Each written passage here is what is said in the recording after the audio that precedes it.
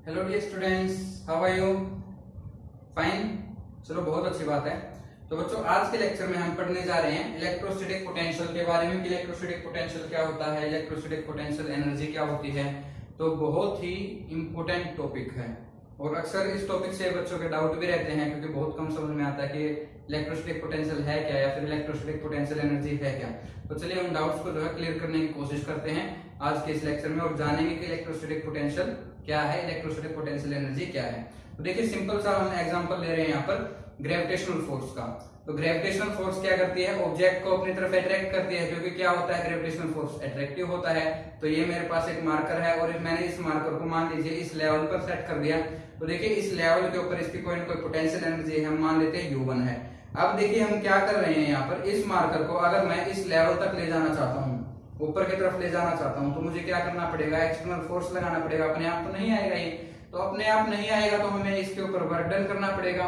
और work done किसके against किया है? ग्रेविटेशनल फोर्स के अगेंस्ट, क्योंकि ग्रेविटेशनल फोर्स इसको क्या कर रहा है? नीचे की तरफ अट्रैक्ट कर रहा है और हम इसको क्या कर रहे हैं? ऊपर की तरफ मूव करवा रहे हैं या ऊपर की तरफ फोर्स लगा रहे हैं। तो ग्रेविटेशनल फोर्स की डायरेक्शन नीचे की तरफ, एक्सटर्नल फोर्स की डायरेक्शन ऊपर की तरफ। तो हमने against electrostatic against gravitational force हमने काम किया है। इतनी बात समझ में आ गई। तो हम इसको मान लीजिए वर्क डन करके हम जो है इसको इस लेवल तक ले आए।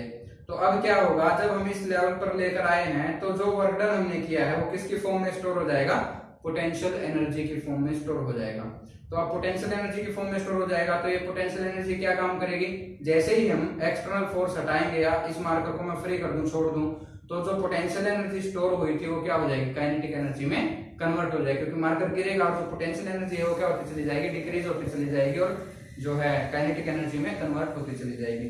तो एक बात और कि यहाँ पर देखिए, मान लीजिए इस लेवल पर इसकी पोटेंशियल एनर्जी U1 थी और इस लेवल पर U2 है। तो जब हम अगेंस्ट ग्रेविटेशनल फोर्स वर्क कर रहे हैं ना, तो इसकी पोटेंशियल एनर्जी इंक्रीज होती चली जाएगी। क्या होती चली जाएगी? इंक्रीज होती चली जाएगी। और जैसे ही हम छोड़ेंगे तो पोटेंशियल एनर्जी डिक्रीज होती चली जाएगी। तो इतनी बात समझ में आ गई कि हम अगर अगेंस्ट काम कर रहे हैं फोर्स के, ग्रेविटेशनल फोर्स के, तो पोटेंशियल एनर्जी क्या होगी? इंक्रीज होगी। क्या होगी? इंक्रीज होगी। सिमिलरली हम यहाँ पर इलेक्ट्रोस्टैटिक फील्ड ले लेते हैं, इलेक्ट्रिक फील्ड ले लेते हैं। तो देखिए, ये इलेक्ट्रिक फील्ड है, यूनिफॉर्म इलेक्ट्रिक फील्ड है। तो हम इलेक्ट्रिक फील्ड ले लेते हैं। जस्ट आपको समझाने के लिए कर रहा हूँ। शुरू में आपको थोड़ा सा हो सकता है कि मुश्किल लगे, लेकिन जैसे ही वीडियो खत्म होती चली जाएगी, टॉपिक आगे बढ़ता चला जाएगा, तो आपको जो है डाउट्स क्लियर होते चले जाएंगे। तो शुरू में हो सकता है कि कॉम्प्लिकेट लगे आपको, बट कॉम्प्लिकेट बिल्कुल भी नहीं है ये। तो देखिए, यहाँ पर क्या है? इलेक्ट्रिक फील्ड है, तो इसको हम बोल देते हैं एक्स एक्सिस, इसको हम बोल देते हैं वाई एक्सिस। तो इतनी बात समझ में आ गई। तो इलेक्ट्रिक फील्ड की डायरेक्शन क्या है? हम मान लेते हैं इसका मैग्नीट्यूड E0 है और डायरेक्शन क्या है? आई कैप से हम डायरेक्शन शो करते हैं और माइनस क्यों लगाया? क्योंकि माइनस एक्स एक्सिस के अलोंग है। किसके अलोंग है? माइनस एक्स एक्सिस के अलोंग है, इसलिए हमने माइनस साइन यहाँ पर लगा दिया। तो अब देखिए, ये है इलेक्ट्रिक फील्ड। अब हम क्या करते हैं, कोई चार्ज ले लेते हैं, कोई चार्ज पार्टिकल ले लेते हैं। हम मान लेते हैं कि चार्ज पार्टिकल ले लिया Q, हमने स्मॉल q से रिप्रेजेंट कर दिया। तो अब चार्ज पार्टिकल ले लिया हमने, तो अब ये क्या करेगा? चार्ज पार्टिकल के ऊपर जो इलेक्ट्रिक फील्ड है ना, फोर्स सप्लाई करेगी। बिल्कुल करेगी। कितना करेगी? जो इलेक्ट्रोस्टैटिक फोर्स है, इस केस में कितना आ जाएगा इलेक्ट्रोस्टैटिक फोर्स? जितना चार्ज है और मल्टीप्लाई बाय इलेक्ट्रिक फील्ड। तो इलेक्ट्रिक फील्ड की वैल्यू क्या है हमारे पास? यहाँ पे देखिए, ये वाली वैल्यू हो जाएगी माइनस क्यू E0 आई के। तो यानी इसका मतलब क्या है हमारे पास? ये इलेक्ट्रोस्टैटिक फोर्स हो जाएगा। बात समझ में आ रही है? तो इलेक्ट्रोस्टैटिक फोर्स की डायरेक्शन क्या हो जाएगी? जो डायरेक्शन इलेक्ट्रिक फील्ड की है वही डायरेक्शन क्या होगी? इलेक्ट्रोस्टैटिक फोर्स की होगी। वही डायरेक्शन क्या होगी? इलेक्ट्रोस्टैटिक फोर्स की डायरेक्शन हो जाएगी। तो मान लीजिए कि जो इलेक्ट्रिक फील्ड है उसमें जो है इलेक्ट्रोस्टैटिक फोर्स की डायरेक्शन ये होगी। इतनी बात समझ में आ गई। तो जो इलेक्ट्रिक फील्ड की डायरेक्शन है वही क्या है? इलेक्ट्रोस्टैटिक फोर्स की डायरेक्शन है। तो अब हमें क्या करना है? जैसे हमने इस मार्कर को उठा करके वर्क डन करके इस लेवल पर लेकर आए थे, वैसे ही हमें क्या करना है? इस चार्ज पार्टिकल को मान लीजिए इस लेवल तक लेकर आना है। तो इसको मैं पॉइंट को कह देता हूँ कि एक्स आई है मींस इनिशियल है और इसको हम कह देते हैं एक्स एफ मींस फाइनल है। तो यहाँ से लेकर यहाँ तक की जो दूरी है वो हम एल से डिनोट कर देते हैं। इतनी बात समझ में आ गई। अब यहाँ पर हम मान लेते हैं कि पोटेंशियल एनर्जी UI थी, यहाँ पर है UF फाइनल पोटेंशियल एनर्जी। तो इतनी बात समझ में आ गई। अब देखिए हम क्या कर रहे हैं कि इसके अगर इस Q चार्ज को इस पॉइंट तक लेकर आएंगे तो अगेंस्ट इलेक्ट्रोस्टैटिक फोर्स हमें वर्क डन करना पड़ेगा, क्योंकि फोर्स तो नीचे की तरफ, हम चार्ज को ऊपर की तरफ ले जा रहे हैं। तो अगेंस्ट वर्क डन किया है, तो इसका मतलब क्या है कि हम यहाँ पर कोई ना कोई फोर्स, एक्सटर्नल फोर्स अप्लाई करेंगे, और एक्सटर्नल फोर्स अप्लाई करेंगे यानी हम कुछ ना कुछ काम कर रहे हैं, वर्क डन कर रहे हैं, तो जो वर्क डन है वो किसकी फॉर्म में स्टोर हो जाएगा, पोटेंशियल एनर्जी की फॉर्म में स्टोर हो जाएगा, जैसे ग्रेविटेशनल फोर्स के केस में हुआ था सेम यहाँ पर होगा। तो हम इसको यहाँ से मतलब यहाँ तक ले आए, तो जो हमारा चार्ज है वो यहाँ पर आ गया, तो पोटेंशियल एनर्जी क्या हो जाएगी, इंक्रीज होगी कि डिक्रीज होगी, इंक्रीज हो जाएगी, क्या हो जाएगी, इंक्रीज हो जाएगी। तो इसका मतलब ये है कि जो यूएफ है वो ग्रेटर देन होगा यूआई से, यूएफ क्या होगा स्टूडेंट्स, ग्रेटर देन होगा यूआई से। बात समझ में आ रही है। तो हमारा जो है पोटेंशियल एनर्जी है जो इस फाइनल पॉइंट के ऊपर वो बढ़ जाएगी, इंक्रीज हो जाएगी, क्यों, क्योंकि हमने against the electrostatic force work किया है। जैसे हमने ग्रेविटेशनल फोर्स के अगेंस्ट काम किया था, पोटेंशियल एनर्जी बढ़ गई थी, सेम इस केस में भी ऐसा ही होगा। तो मैंने ग्रेविटेशनल का एग्जांपल लिया और जो है इलेक्ट्रिक फील्ड का भी एग्जांपल मैंने आपको दिया ताकि आप रिलेट कर पाओ इसको। तो इस केस में पोटेंशियल एनर्जी क्या हो जाएगी, बढ़ जाएगी, और वर्क डन क्या आएगा, पॉजिटिव आएगा। जो वर्क डन एक्सटर्नल फोर्स ने किया है ना इस चार्ज को ले जाने में, तो क्या आएगा, पॉजिटिव आएगा, क्या आएगा, पॉजिटिव आएगा। अब वर्क डन कैसे निकालते हैं, एक्सटर्नल फोर्स कितना हमने अप्लाई किया और कितना डिस्प्लेसमेंट हुआ, ऑब्जेक्ट जो है कितना डिस्प्लेस हुआ है, तो यहाँ पर चार्ज लिया तो मींस चार्ज कितना डिस्प्लेस हुआ है। तो एक्सटर्नल फोर्स क्या हुआ, एक्सटर्नल फोर्स देखो इसके अपोजिट ही होगा कि जो इलेक्ट्रोस्टैटिक फोर्स है उसके अपोजिट डायरेक्शन में, मींस इस डायरेक्शन में हमने क्या लिया है, एक्सटर्नल फोर्स लिया है, तो इसलिए हम इसको लिख देते हैं एक्सटर्नल फोर्स किसके इक्वल है, माइनस ऑफ इलेक्ट्रोस्टैटिक फोर्स के। तो यहाँ पर हम लिख देते हैं कि एक्सटर्नल फोर्स क्या हो जाएगा, माइनस एफ के। अब वैल्यू पुट कर दो, एफ की वैल्यू क्या है, एफ की वैल्यू ले लेते हैं यहाँ पर माइनस है Q A not I cap, और एल की वैल्यू क्या होगी स्टूडेंट्स, एल की वैल्यू है देखिए x f minus x i i cap, क्योंकि ये भी एक्स एक्सिस के अलोंग है, ये भी एक्स एक्सिस के अलोंग है ना, यहाँ देखोगे तो आई कैप का मतलब क्या है, एक्स एक्सिस के अलोंग है। तो माइनस माइनस क्या होगा, प्लस हो जाएगा, तो माइनस माइनस तो प्लस हो गया, मैग्नीट्यूड यहाँ पर इनके प्रोडक्ट है, और आई डॉट आई ऐसा लिखते हैं, और आई डॉट आई क्या होगा, आई कैप है और इसकी प्रोडक्ट आई कैप के साथ है, तो क्या होगी, 1 हो जाएगी, 1 हो जाएगी ना, क्योंकि cos 0 क्या होता है 1। तो यहाँ पर ये क्या आ गया हमारा, वर्क डन आ गया, और वर्क डन कैसा आया है, पॉजिटिव आया है, कैसा आया है, पॉजिटिव आया है। तो जैसा कि हमने शुरू में कहा था कि जो वर्क डन है, अगर आप अगेंस्ट द इलेक्ट्रोस्टैटिक फोर्स काम कर रहे हो तो वर्क डन कैसा आएगा, यहाँ पर पॉजिटिव वैल्यू आएगी। किसके ऊपर डिपेंड करेगा, ये वर्क डन चार्ज के ऊपर भी डिपेंड करेगा। अगर देखिए चार्ज पॉजिटिव हो तो वर्क डन कैसा आएगा, पॉजिटिव आएगा। अगर चार्ज नेगेटिव हो तो वर्क डन क्या आएगा, नेगेटिव आएगा। अगर वर्क डन नेगेटिव आया तो उस केस में चार्ज अगर मान लो आप यहाँ पर नेगेटिव ले रहे हो ना, तो फिर यू आई की वैल्यू ज्यादा हो जाएगी यू एफ से उस केस में। बट हम पॉजिटिव चार्ज लेकर चल रहे हैं, तो इसका मतलब क्या है कि यू एफ की वैल्यू ज्यादा है, मींस जैसे हम उसको अगेंस्ट इलेक्ट्रोस्टैटिक फोर्स हमने काम किया है तो ऊपर की तरफ इलेक्ट्रॉन जो पोटेंशियल एनर्जी है वो इंक्रीज हो गई है, तो यहाँ पर यू एफ की वैल्यू ज्यादा है और वर्क डन कैसा है, पॉजिटिव है। तो ये हमने यहाँ पर शो भी कर दिया, प्रूव भी कर दिया कि वर्क डन कैसा है, पॉजिटिव वैल्यू आई है वर्क डन की। तो इतनी बात समझ में आ गई। तो आपको जो है डेरिवेशन नहीं करना है, यहाँ से बस इतना ही मैं बताना चाह रहा था कि जैसे ही आप अगेंस्ट इलेक्ट्रोस्टैटिक फोर्स काम करोगे तो जो पोटेंशियल एनर्जी है वो क्या हो जाएगी, इंक्रीज हो जाएगी। तो यहाँ से आपको ये पॉइंट नोट करना है। अब आगे बढ़ते हैं, बस यहीं तक आपको थोड़ी सी दिक्कत थी इसको समझने में। अगर ये समझ लिया तो अच्छी बात है, अगर नहीं भी समझ में आया तो कोई बात नहीं है। ऐसा नहीं है कि इलेक्ट्रोस्टैटिक पोटेंशियल को आप समझ नहीं पाओगे, समझ जाओगे, कोई बड़ी बात नहीं है। अगर जिसके समझ में आया है यहाँ तक बहुत अच्छी बात है, नहीं आया तो भी चलेगा।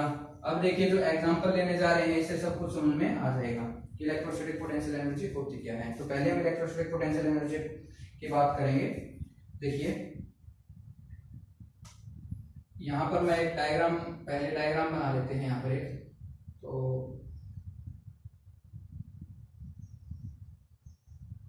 ये एक स्प्रिंग है स्टूडेंट्स, क्या है, स्प्रिंग है। तो अब देखिए सेम स्प्रिंग है बट हम इसको क्या कर देते हैं, कंप्रेस कर देते हैं। स्प्रिंग सेम है, बस हमने क्या कर दिया, इसको कंप्रेस कर रखा है। यहाँ पे हम डायग्राम बनाएंगे तो आपको एग्जैक्टली समझ में आएगा कि है क्या, ये केस क्या है, बात क्या है, देखते हैं। तो देखिए हमारे पास क्या है, यहाँ पर ब्लॉक है कुछ, तो ये ब्लॉक मैं यहाँ पर रख देता हूँ। ये हमारे पास ब्लॉक है जो स्प्रिंग से अटैच्ड है। किससे अटैच्ड है, स्प्रिंग से ब्लॉक्स अटैच्ड हैं। तो इतनी बात समझ में आ गई। तो ये यहाँ पर रखे हुए हैं। अब देखिए क्या है कि ये स्प्रिंग है स्टूडेंट्स, और स्प्रिंग इनिशियल जो कंडीशन है ना वो ये है कि हमने ब्लॉक इससे अटैच कर रखा और ब्लॉक मूव नहीं कर रहा।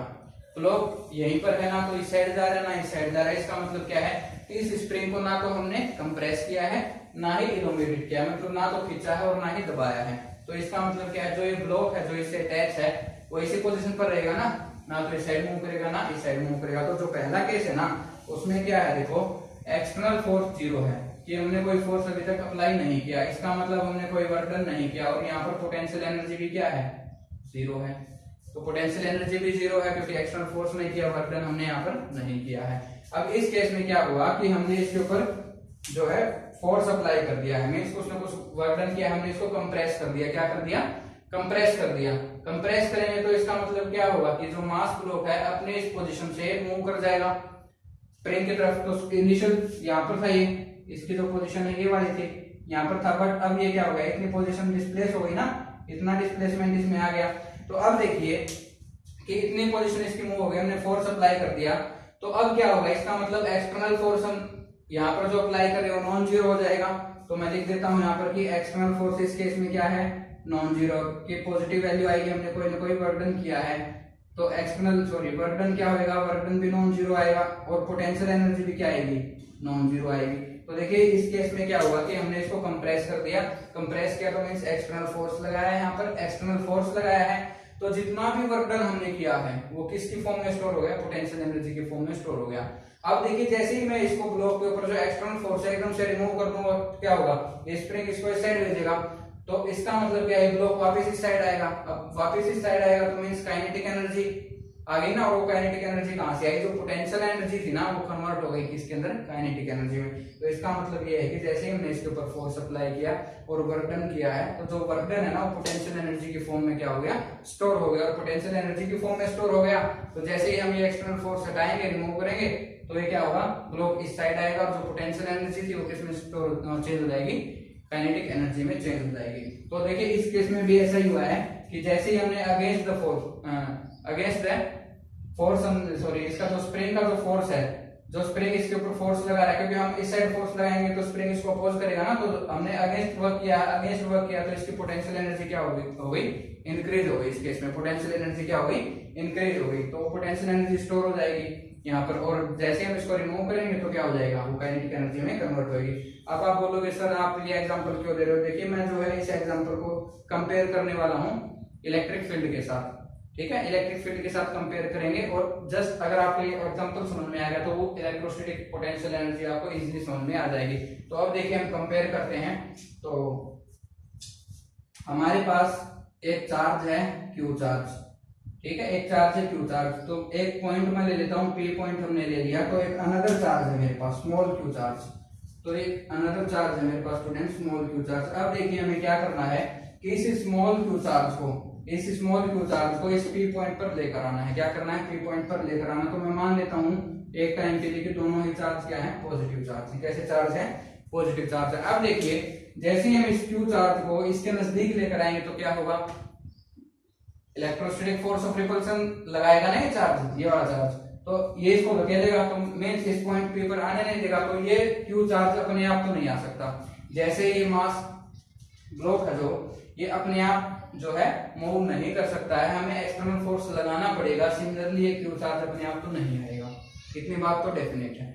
अब देखिए इतनी बात अगर पक्की है तो यहाँ पर देखिए इस केस में क्या था, पोटेंशियल एनर्जी 0 थी हमारा, हमने जो है शुरू में जो इनिशियल केस लिया था। तो मींस हम इस केस में भी एक ऐसा रेफरेंस पॉइंट लेंगे कि जहां पर पोटेंशियल एनर्जी क्या होगी, 0 होगी। तो ऐसा कौन सा पॉइंट हो सकता है कि जो ये प्लस क्यू चार्ज है जहां पर ये अपना इलेक्ट्रोस्टैटिक फोर्स ना लगाए, ऐसा कौन सा पॉइंट होगा। देखिए इस क्यू चार्ज के कारण इलेक्ट्रोस्टैटिक फोर्स होगा कि नहीं होगा, बिल्कुल होगा। ये अपनी इलेक्ट्रिक फील्ड बनाएगा, बिल्कुल बनाएगा। तो ऐसा कौन सा पॉइंट है जहां पर इसकी इलेक्ट्रिक फील्ड क्या हो जाएगी, 0 हो जाएगी।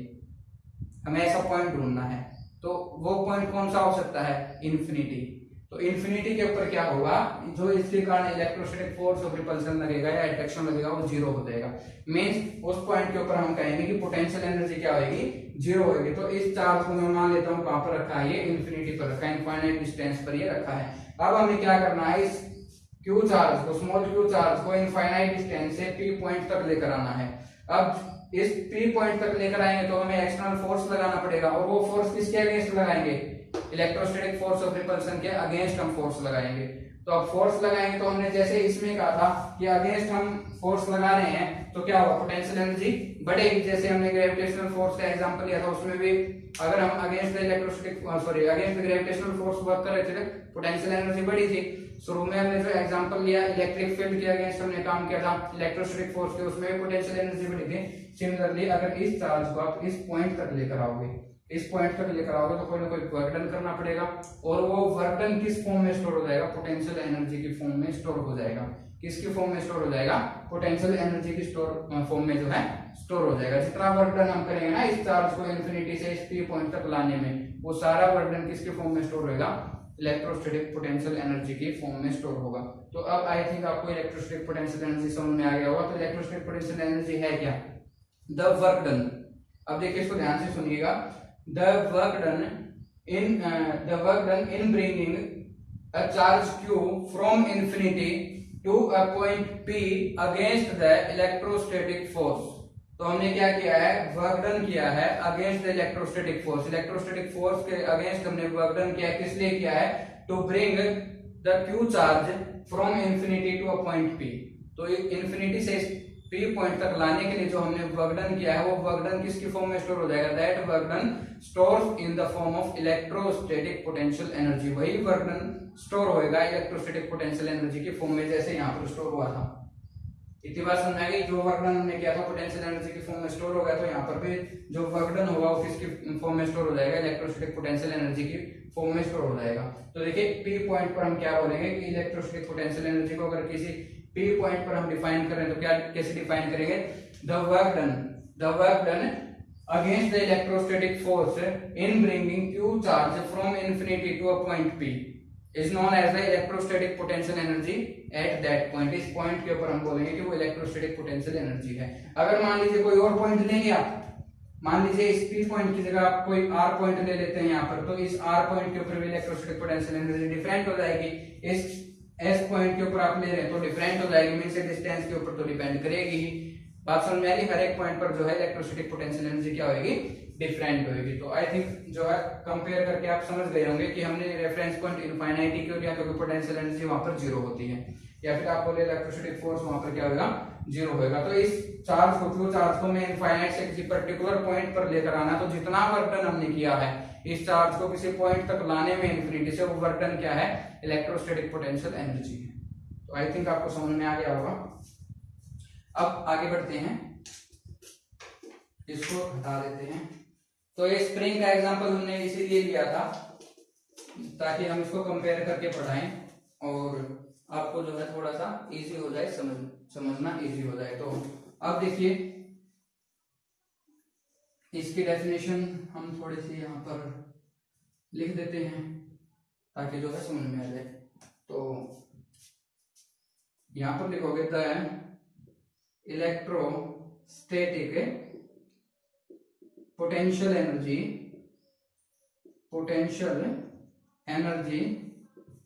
At any point P may be defined as, इसको हम कैसे डिफाइन कर सकते हैं, may be defined as the work done bracket में लिख देता हूं मैं, against the electrostatic force, the work done against electrostatic force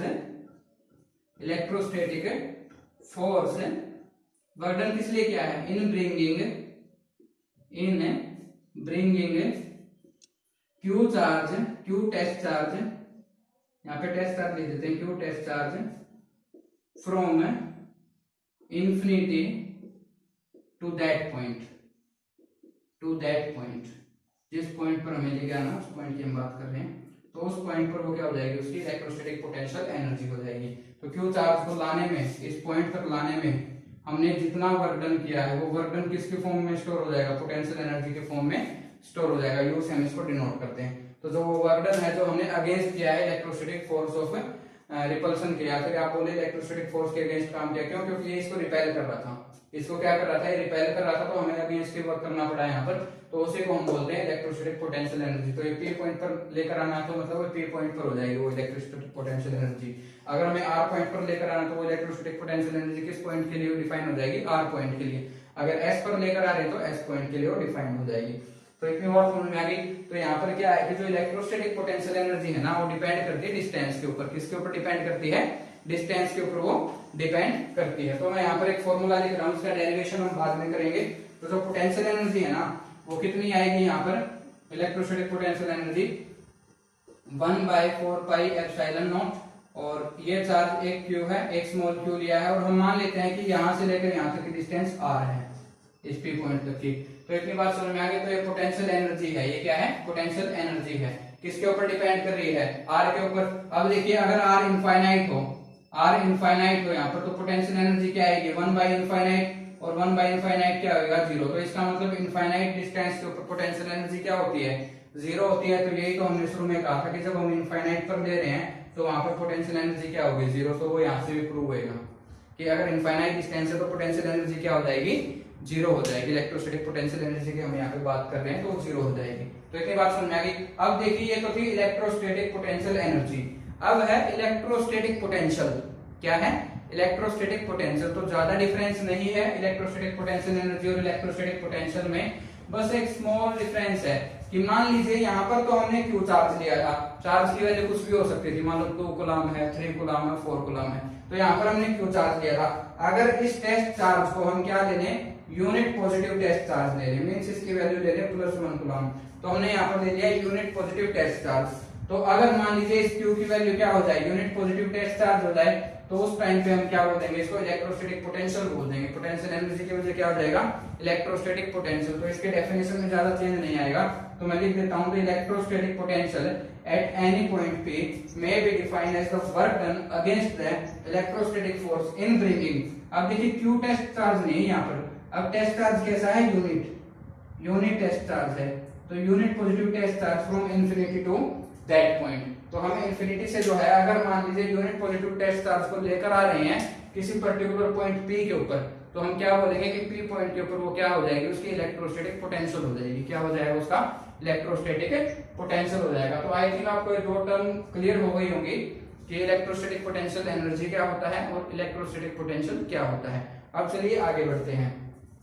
अब हम ये देखेंगे कि जो वर्क डन हम कर रहे हैं, कि जो ये वर्क डन जो हम कर रहे हैं, तो इसमें हम देखेंगे कि पाथ के ऊपर जो है डिपेंड करता है या नहीं डिपेंड करता। तो इसमें हम देखेंगे, देखिए जो हमने ये वर्क डन किया है ना, तो वर्क डन की जो वैल्यू है वो अब हम क्या प्रूव करेंगे कि पाथ के ऊपर डिपेंड करती है या नहीं करती है। तो देखिए अब क्या है इसके अंदर, कि मान लीजिए ये यूनिफॉर्म इलेक्ट्रिक फील्ड है, यूनिफॉर्म इलेक्ट्रिक फील्ड है। जस्ट पहले वाला एग्जांपल लेंगे, मैथमेटिकली प्रूव करेंगे इसको। सिलेबस के अकॉर्डिंग जो है आपको ये न्यूमेरिकल नहीं करना है, बट समझाने के लिए जो है मैं ये करवा रहा हूँ। जो इसका रिजल्ट आएगा वो इंपॉर्टेंट है समझाने के लिए। तो देखिए मान लीजिए कि चार्ज यहाँ पर रखा है किसी ए पॉइंट के ऊपर, और इस चार्ज को हमें ले जाना है बी पॉइंट के ऊपर। तो अब देखिए यहाँ से यहाँ तक हम इसको डिस्प्लेस करवाना है। तो यहाँ पर देखिए इलेक्ट्रिक फील्ड की डायरेक्शन क्या है, नीचे की तरफ है। तो इसको मैं एक बार यहाँ पर लिख देता हूँ कि ये एक्स एक्सिस है और ये वाई एक्सिस है। इतनी बात समझ में आ गई। और इलेक्ट्रिक फील्ड की वैल्यू क्या है, माइनस है ई नॉट आई कैप। वही है जस्ट पहले वाला एग्जांपल है कि minus E not I cap, नीचे की तरफ इलेक्ट्रिक फील्ड लग रही है। यहाँ पर क्यू चार्ज रखा था, क्यू चार्ज रखा हुआ है, तो इस क्यू चार्ज को हमें बी पॉइंट तक पहुंचाना है। ए पॉइंट से कहां तक पहुंचाना है, बी पॉइंट तक। तो देखिए इसके अलग अलग रास्ते हो सकते हैं। पहला पाथ तो ये हो सकता है कि आप स्ट्रेट चले जाएं, दूसरा पाथ ये हो सकता है कि आप पहले यहाँ से यहाँ तक जाएं फिर आप स्ट्रेट जाएं, तीसरा हो सकता है कि पहले आप स्ट्रेट जाएं फिर ये जाएं। तो ये सेकंड पाथ है, ये थर्ड पाथ। तो रास्ते अलग अलग हो सकते हैं, रास्ते अलग अलग हो सकते हैं। तो अब हम देखेंगे कि अगर हम इस रास्ते से जाते तो हमें कितना वर्क डन करना पड़ेगा। सेकंड पाथ को चूज करते हैं तो कितना वर्क डन करना पड़ेगा, और थर्ड पाथ को चूज करते हैं तो कितना वर्क डन करना पड़ेगा। इस पॉइंट को सी कह देते हैं, इसको डी कह देते हैं। इतनी बात समझ में आ गई। तो इसके कोऑर्डिनेट हम मान लेते हैं कि जो ए पॉइंट है वहां पर हम मान लेते हैं कि एक्स आई और वाई आई, तो ये इसके कोऑर्डिनेट। और बी पॉइंट पर हम मान लेते हैं कि एक्स एफ मींस फाइनल और ये इनिशियल। तो ये हमने कोऑर्डिनेट यहाँ पर मान लिया। तो देखिए पाथ 1 का हम पहले निकालते हैं। पाथ 1 के अलावा हमने कितना वर्क डन किया। तो देखिए वर्क डन के लिए हमने क्या है, एक्सटर्नल फोर्स निकालना पड़ेगा, और एक्सटर्नल फोर्स क्या है, माइनस ऑफ इलेक्ट्रोस्टैटिक फोर्स, जैसे हमने पहले किया था, और इसकी वैल्यू क्या आएगी, माइनस इलेक्ट्रोस्टैटिक फोर्स की वैल्यू क्या आएगी, minus Q e not I cap, ये वैल्यू आएगी। इलेक्ट्रोस्टैटिक फोर्स की वैल्यू ये है ना यहाँ पर, तो यानी माइनस माइनस प्लस हो जाएगा, तो यहाँ पर हमारी जो एक्सटर्नल फोर्स है उसकी वैल्यू आ जाएगी। जस्ट हमने पहले किया था, जस्ट वही है, रिपीट है यहाँ पर। तो एफ एक्सटर्नल की वैल्यू है हमारे पास। तो पाथ अलोंग के 1 के लोग देखते हैं, जो वर्क डन है, एक्सटर्नल फोर्स ने कितना किया, वर्क डन है by external force, by external force on charge Q. तो चार्ज क्यू के ऊपर कितना वर्क डन किया है एक्सटर्नल फोर्स ने, कैसे निकालेंगे, जो एक्सटर्नल फोर्स है इनटू जितना भी डिस्प्लेसमेंट हुआ है उतना। तो अब डिस्प्लेसमेंट कितना होगा, डिस्प्लेसमेंट कितना होगा, देखिए फोर्स की वैल्यू क्या है, q e not I cap, L की वैल्यू क्या है, देखिए पाथ 1 के अलोंग है मूवमेंट, तो यानी एल की वैल्यू हो जाएगी x f minus x i i cap plus y f minus y i j cap. तो ये आई कैप और जे कैप समझते हैं, एक्स एक्सिस के लिए हम आई कैप लिखते हैं और जे एक्सिस के लिए क्या लिखते हैं, वाई एक्सिस के लिए जे कैप लिखते हैं। तो अब देखिए इनकी डायरेक्ट प्रोडक्ट करवानी है, तो प्रोडक्ट एक बार तो इसके साथ प्रोडक्ट कराओगे, फिर एक बार इसके साथ प्रोडक्ट कराओगे। तो देखिए क्यू ई नॉट है, जब हमने एक्स एक्सिस के साथ प्रोडक्ट कराई तो क्या आएगा, आई डॉट आई आएगा, और आई डॉट आई क्या होता है, 1 आएगा। जब आप इस वैल्यू के साथ प्रोडक्ट करवाओगे तो आई डॉट जे होएगा, और आई डॉट जे की वैल्यू क्या आएगी, 0। तो यहाँ पर वर्क डन की वैल्यू क्या आ गई हमारे पास, वर्क डन की वैल्यू आ गई q e naught x f minus x i. तो ये वैल्यू आ गई वर्क डन की अलोंग। अब देखिए पार्ट 2 के अलोंग हम कैलकुलेट करते हैं, सिर्फ पार्ट 2 के अलोंग कर लेते हैं, पार्ट 3 के अलोंग मैं नहीं करवाऊंगा। तो पार्ट 2 के अलोंग देखिए पहले जो है ना, ये ए से सी तक जाएगा, ए से सी तक, फिर सी से लेकर बी तक जाएगा। अब देखिए ए से सी तक कितना वर्क डन करेगा, ये डिपेंड करेगा एक्सटर्नल फोर्स, और हम ले लेते हैं डिस्टेंस ले लिया एल हमने, डिस्प्लेसमेंट। तो एक्सटर्नल फोर्स कितना है यहाँ पर, एक्सटर्नल फोर्स की वैल्यू है q e not I cap, और देखिए यहाँ पर डिस्प्लेसमेंट किस एक्सिस के लोग हुई है, सिर्फ वाई एक्सिस के लोग, एक्स एक्सिस के लोग कोई मूवमेंट नहीं हुई है। तो यहाँ पर हम लिखेंगे वाई एफ माइनस वाई आई और जे कैप। तो अब इसकी प्रोडक्ट करवाओगे, अब डॉट प्रोडक्ट है, तो यानी एक्स एफ माइनस एक्स आई, यहाँ पर क्या हो जाएगा आई डॉट जे, और आई डॉट जे क्या होता है 0। तो यहाँ पर वर्क डन क्या हो जाएगा 0। तो यानी ए से लेकर सी तक कोई वर्क डन नहीं किया आपने, कोई वर्क डन नहीं किया। क्यों नहीं किया, देखिए यहाँ पर आप ये भी देख रहे हैं ना कि जो हमने एक्सटर्नल फोर्स लगाया है और जो डिस्प्लेसमेंट है वो परपेंडिकुलर है, परपेंडिकुलर है। तो यहाँ पर आप इसलिए भी आप कह सकते हो कि वर्क डन 0 है। तो वर्क डन ए से सी तक 0 है। अब देखेंगे सी से लेकर बी तक, तो सी से लेकर बी तक कितना वर्क डन करेगा, external force into displacement. External force कितना है q e not I cap, और डिस्प्लेसमेंट कितना होगा एक्स के लॉन्ग है, तो एक्स एफ माइनस एक्स आई और आई कैप। अब देखिए इसकी डॉट प्रोडक्ट कराएंगे तो क्या होगा एक्स एफ माइनस एक्स आई, और आई डॉट आई होगा, और आई डॉट आई क्या होता है 1। तो इसका वर्क डन कितना आ गया, ये वाली वैल्यू। तो देखिए जो ये वाली वैल्यू है पार्ट 1 के लॉन्ग और पार्ट 2 के लॉन्ग, पार्ट 2 के लॉन्ग टोटल वर्क डन कितना हो जाएगा, ए टू सी तक तो 0 है, तो सी से बी तक क्या हो जाएगा इतना, तो टोटल वर्क डन यही वाली वैल्यू आ जाएगी पार्ट 2 के लॉन्ग। तो देखिए ये वाली वैल्यू और ये वाली वैल्यू मैच नहीं कर रही, यहाँ पर भी क्यू ई नॉट है, q e naught x f minus x i, x f minus x i. तो इसका मतलब ये है कि चाहे आप इस पाथ के लॉन्ग जाए या इस पाथ के लॉन्ग जाए, तो वर्क डन क्या है, सेम है। वर्क डन आपको कम या ज्यादा नहीं करना, सेम वर्क डन करना पड़ेगा। सिमिलरली चाहे आप पाथ 3 को चूज करें तो भी आपको जो वर्क डन करना है ए से बी तक वो सेम करना है। तो इसका मतलब क्या है कि जो वर्क डन है एक्सटर्नल फोर्स के द्वारा जो चार्ज के ऊपर किया गया है वो पाथ के ऊपर डिपेंड नहीं करता। आपको ये जो है न्यूमेरिकल नहीं करना है, जस्ट इसका कंक्लूजन आप देख लीजिए। कंक्लूजन में समझाना चाहता था, प्रूफ मैंने आपको दिया है कि प्रूव कर दिया मैंने। यहाँ पर पाथ 1 के लॉन्ग जाएंगे तो भी वर्क डन की वैल्यू सेम आई है, 2 के लॉन्ग जाएंगे तो भी सेम आई है। बात समझ आ रही है। तो यहाँ पर मीन्स आप चाहे पाथ 1 को चूज कीजिए, चाहे 2 को चूज कीजिए, चाहे 3 को चूज कीजिए, वर्क डन जो है कभी भी पाथ के ऊपर डिपेंड नहीं करेगा।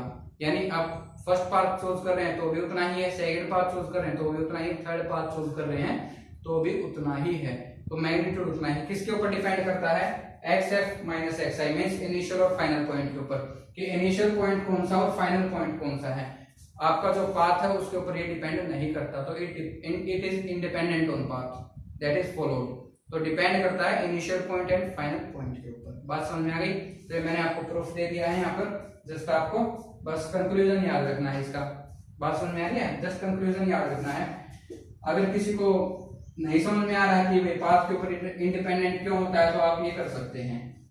तो मैंने जो है क्यों का आंसर देने के लिए बताया, आपको ये प्रूव किया है कि ये पाथ के ऊपर इंडिपेंडेंट होता है। तो इसका मतलब क्या है, अगर ये वर्क डन पाथ के ऊपर इंडिपेंडेंट है, एक्सटर्नल फोर्स के द्वारा जो वर्क डन किया गया है चार्ज के ऊपर, ये पाथ के ऊपर इंडिपेंडेंट है, तो इसका मतलब क्या है, इस फोर्स को हम क्या बोल सकते हैं, इलेक्ट्रोस्टैटिक फोर्स को हम क्या बोल सकते हैं, कंजर्वेटिव फोर्स। क्या बोल सकते हैं, कंजर्वेटिव फोर्स। अगर जो फोर्स के थ्रू हमने एक्सटर्नल फोर्स के थ्रू जो वर्क डन किया है, अगर वो वर्क डन पाथ के ऊपर इंडिपेंडेंट और डिपेंड करता है इनिशियल पॉइंट और फाइनल पॉइंट के ऊपर, तो उस फोर्स को हम बोलेंगे कंजर्वेटिव फोर्स। तो ग्रेविटेशनल फोर्स इज आल्सो है कंजर्वेटिव फोर्स। तो ग्रेविटेशनल फोर्स में भी जो है वर्क डन जो है पाथ के ऊपर डिपेंड नहीं करता है। Similarly electrostatic force is also है कंजर्वेटिव फोर्स। तो बात समझ में आ गई? तो यहाँ पर हम लिख सकते हैं कि electrostatic force is a conservative force, is a conservative force. तो यहां से प्रूव कर दिया हमने कि इलेक्ट्रोस्टैटिक फोर्स क्या है, कंजर्वेटिव फोर्स है स्टूडेंट्स, कंजर्वेटिव फोर्स है ये। तो बात समझ में आ रही है? तो electrostatic force is a conservative force. तो इसका मतलब ये फोर्स कौन सा है, जिसमें वर्क डन जो होता है पाथ के ऊपर इंडिपेंडेंट होता है, डिपेंड नहीं करेगा, डिपेंड करता है इनिशियल एंड फाइनल पॉइंट के ऊपर। थोड़ा सा और समझ लेते हैं इसको, जो है आई थिंक आपको समझ में आ ही गया होगा। मान लीजिए ये चार्ज है आपका, इस पॉइंट पर रखा है, इस पॉइंट पर, तो देखिए ए से बी तक लेकर आना है। तो चाहे आप पाथ ये चूज कीजिए, चाहे इस पाथ से आए, चाहे इस रास्ते से आए, किसी भी रास्ते से आए, जो वर्क डन होएगा वो क्या होएगा, सेम होएगा। तो इस टाइप के फोर्स को क्या बोलते हैं, कंजर्वेटिव फोर्स बोलते हैं। क्या बोलते हैं, कंजर्वेटिव फोर्स। तो इलेक्ट्रोस्टैटिक फोर्स इज आल्सो है conservative force as gravitational force. तो ग्रेविटेशनल फोर्स भी कंजर्वेटिव फोर्स है, ये भी क्या है, कंजर्वेटिव फोर्स है। तो इतनी बात समझ में आ गई। अब देखते हैं डिफरेंस की बात करते हैं कि इलेक्ट्रोस्टैटिक पोटेंशियल डिफरेंस क्या होगा, इलेक्ट्रोस्टैटिक पोटेंशियल डिफरेंस क्या होगा। तो मान लीजिए हमारे पास ये ए पॉइंट है, इसके ऊपर चार्ज रखा हुआ है क्यू चार्ज, और इस चार्ज को हमें इस बी पॉइंट तक लेकर जाना है, इस बी पॉइंट तक। तो अब देखिए यहाँ पर हम मान लेते हैं कि इसका जो इलेक्ट्रोस्टैटिक पोटेंशियल इस पॉइंट पर VA है, इसके ऊपर क्या है, VB है। इलेक्ट्रोस्टैटिक पोटेंशियल इस पॉइंट के ऊपर क्या है स्टूडेंट्स, VA है, और इस पॉइंट के ऊपर हम मान लेते हैं VB है। हम बात कर रहे हैं इलेक्ट्रोस्टैटिक पोटेंशियल डिफरेंस की। किसकी बात कर रहे हैं, इलेक्ट्रोस्टैटिक पोटेंशियल डिफरेंस। तो यहाँ पे नाम से ही समझ जाइएगा पोटेंशियल डिफरेंस, तो यानी हमें डिफरेंस करना पड़ेगा ना, सब्ट्रैक्शन लेना पड़ेगा यहाँ पे। तो इलेक्ट्रोस्टैटिक पोटेंशियल डिफरेंस की हम बात कर रहे हैं। तो ये डिफरेंस किसके इक्वल होगा, इलेक्ट्रोस्टैटिक पोटेंशियल डिफरेंस। देखिए ये होता है V, मान लीजिए B पॉइंट पर आया ना, तो VB माइनस VA, ये किसका इक्वल होगा, क्योंकि हमने यहाँ पे डिफरेंस लिया है कि VB पर कितना था और VA पर कितना था। तो इलेक्ट्रोस्टैटिक पोटेंशियल डिफरेंस को जो है हम डिफाइन करें तो ये होगा VAB, यानी हमने वर्क डन किया है A पॉइंट पर B तक लाने के लिए, और चार्ज की वैल्यू क्या है, Q। तो ये आपका क्या हो जाएगा, इलेक्ट्रोस्टैटिक पोटेंशियल डिफरेंस। तो डिफरेंस है दो पॉइंट के बीच का, यहाँ पर A और B पॉइंट है, तो ये क्या हो जाएगा, A और B के बीच का इलेक्ट्रोस्टैटिक पोटेंशियल डिफरेंस है। तो मीन्स क्या है कि आपने Q चार्ज को A से लेकर B तक लाने में कितना वर्क डन किया है, कितना वर्क डन किया है, तो उसको हम क्या बोल रहे हैं, इलेक्ट्रोस्टैटिक पोटेंशियल डिफरेंस। तो कैसे डिफाइन करेंगे, मान लीजिए अगर Q की वैल्यू यूनिट पॉजिटिव तो आप कैसे लिखेंगे, आप लिखेंगे the work done in bringing a unit positive test charge from A to B, the work done in bringing a unit positive charge from point A to point B is known as the electrostatic potential difference। इसको क्या बोलते हैं, electrostatic potential difference बोलते हैं। बात समझ में आ रही है कि इस A पॉइंट से लेकर B पॉइंट तक हमें क्या करना था, चार्ज को लेकर आना था, और चार्ज की वैल्यू हमने मान ली कि यूनिट पॉजिटिव टेस्ट चार्ज है, तो उसको लेकर आना था, और उस चार्ज को हमें A से B तक लेना। तो कितना वर्क डन हमने किया, वो वर्क डन किसके इक्वल हो जाएगा, इलेक्ट्रोस्टैटिक पोटेंशियल डिफरेंस के इक्वल हो जाएगा।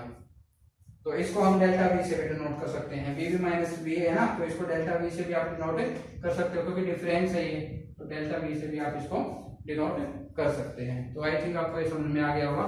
अब इसके बाद नेक्स्ट लेक्चर में हम करेंगे पॉइंट चार्ज के कारण इलेक्ट्रोस्टैटिक पोटेंशियल की वैल्यू निकालेंगे कि कोई पॉइंट चार्ज है हमारे पास और किसी पर्टिकुलर पी पॉइंट के ऊपर उस पॉइंट चार्ज के कारण इलेक्ट्रोस्टैटिक पोटेंशियल की वैल्यू क्या है। तो आज के लिए इतना ही। उम्मीद है आपको ये समझ में आया होगा। Thank you.